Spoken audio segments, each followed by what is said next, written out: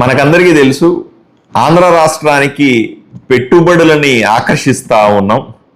దేశవ్యాప్తంగా వస్తున్నటువంటి పెట్టుబడుల్లో ఆంధ్రప్రదేశ్కు 25% వాటా వచ్చింది అంటే కూటమి ప్రభుత్వ ప్రతిష్ట, కూటమి ప్రభుత్వం చేస్తున్న ప్రయత్నాలు ఏ స్థాయిలో ఉన్నాయో మీకు తెలుస్తా ఉంది.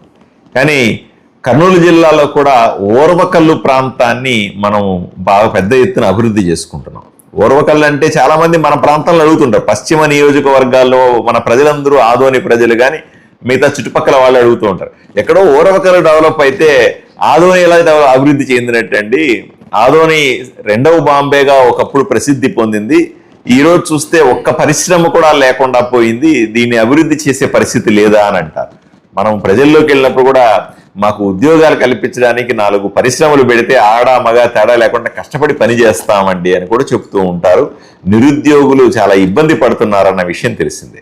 నేను ఎమ్మెల్యే అయిన తర్వాత పలుసార్లు ముఖ్యమంత్రి గారిని లేదా మంత్రులను కలిసిన సందర్భంలో వాళ్ళు కూడా తగిన హామీ ఇచ్చారు.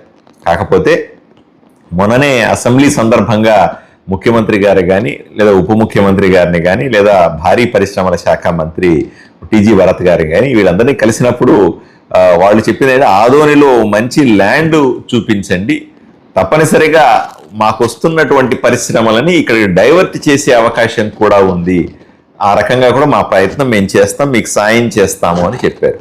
దాన్ని దృష్టిలో పెట్టుకొని ఈరోజు నేను ఆదోనిలో ఉన్నటువంటి రెవెన్యూ విఆర్ఓలు, విలేజ్ రెవెన్యూ ఆఫీసర్లు, అలాగే సర్వేయర్లకు సంబంధించినటువంటి ఒక సమావేశాన్ని ప్రాథమికంగా ఈరోజు కూర్చున్నాం. మేమంతా ఈరోజు సెలవు దినమైనప్పటికీ కూడా పాపం వీళ్ళందరూ వచ్చారు. వీళ్ళందరికీ కూడా ప్రత్యేకంగా ధన్యవాదాలు చెప్పాలి. వచ్చి మేము ఆదోనిలో చుట్టుపక్కల ప్రాంతాల్లో ప్రభుత్వ భూమి ఎక్కడ అందుబాటులో ఉంది అనే విషయం మీద కాస్త లోతుగా చర్చించాం. ఎందుకంటే భూమిని పరిశ్రమలకు ఉచితంగా ఇస్తుంది కూటమి ప్రభుత్వం.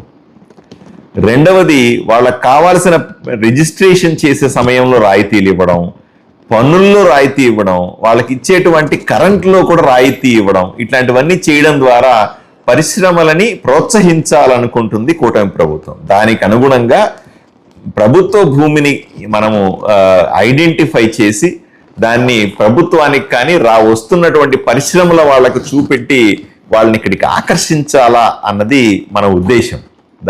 ఆ విషయాన్ని నా ఉద్దేశాన్ని వీళ్ళకందరికీ కూడా స్పష్టంగా చెప్పినాను. వాళ్ళందరూ కూడా తప్పనిసరిగా వీటి మీద పూర్తి స్థాయిలో పనిచేద్దామని వాళ్ళు అంటున్నారు. రేపు ఎల్లుండి ఆర్డీఓ గారితో కానీ లేదా అలాగే ఎంఆర్ఓ